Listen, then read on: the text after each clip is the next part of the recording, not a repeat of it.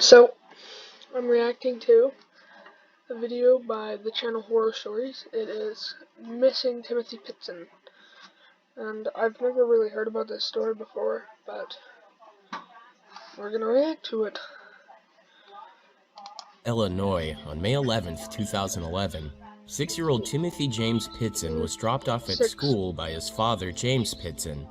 Shortly after 8 a.m., Timothy's mother, Amy Fry Pitzen, came to pick the boy up and told the school that there was a family emergency. Later that day, James Pitzen arrived at Greenman Elementary School to pick up his son, but was told that his son had been checked out of class not long after he was dropped off.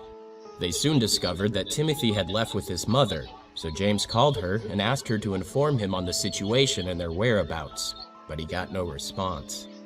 At first, he assumed she was mad at him about something, so he decided to give her time to cool off. But when he heard nothing by the next morning, he alerted the police that Timothy and Amy were missing. Amy Pitzen eventually called several members of her family, including her mother, who she told, "We're fine. We'll be home in a day or two. I just need some time to figure out and try to think about how to approach this." Instead of calling James, Amy called his brother, and at one point in the conversation she said, "Timothy is fine. Timothy belongs to me. Timothy and I will be fine. Timothy is safe."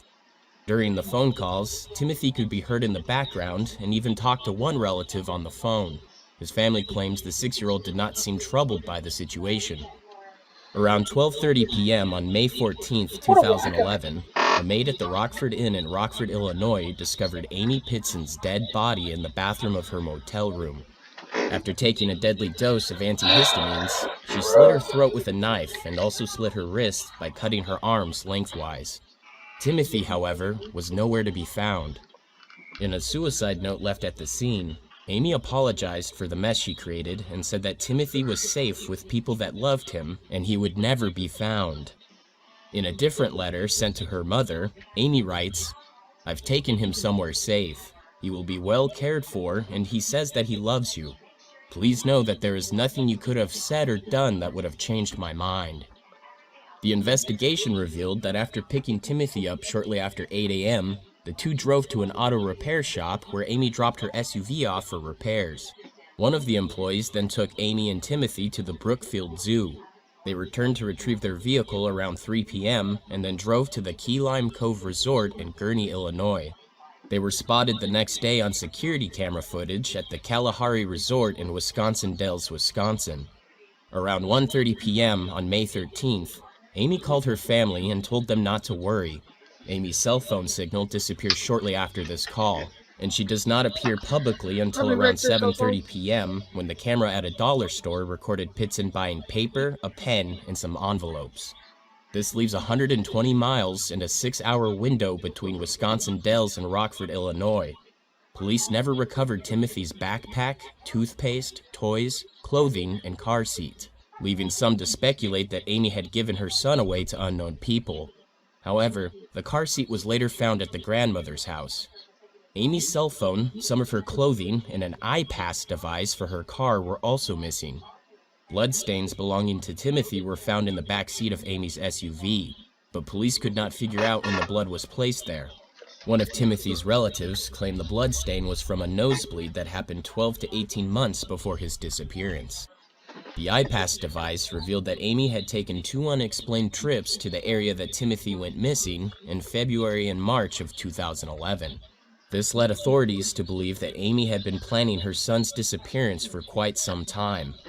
While Amy's suicide note claims the boy was safe with people who loved him, many speculate that she actually killed Timothy in an act of revenge or desperation while in a psychotic state.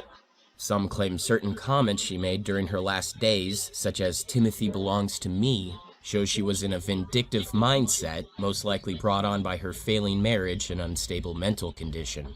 There's also the fact that she excluded Timothy's father from all letters and phone calls in those final days. This brings up the theory that Amy made up the story about Timothy being safe so his family would remain hopeful in finding him and never have closure. Amy had a history of depression issues and previously attempted suicide by taking sleeping pills and sitting on the side of a cliff that she eventually fell off after passing out. Statistics show that a large amount of people who kill their own children do it for reasons of revenge during separation in a relationship, or because they convince themselves that death is a better outcome for their child. Police found dirt, tall grass, and weeds under the rear bumper of Amy's SUV, but they could not place the area it originated from. They believe this unknown area may be where Timothy was given away or possibly murdered. In 2013, Amy Pitzen's phone was discovered near the side of the road on Route 78. Unfortunately, it Told didn't you. contain any Tell the big information story. about Timothy's disappearance.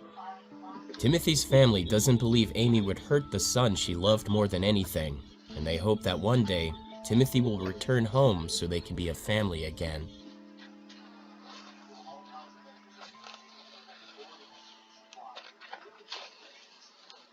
Well, that was it. I guess that was an alright video. Didn't really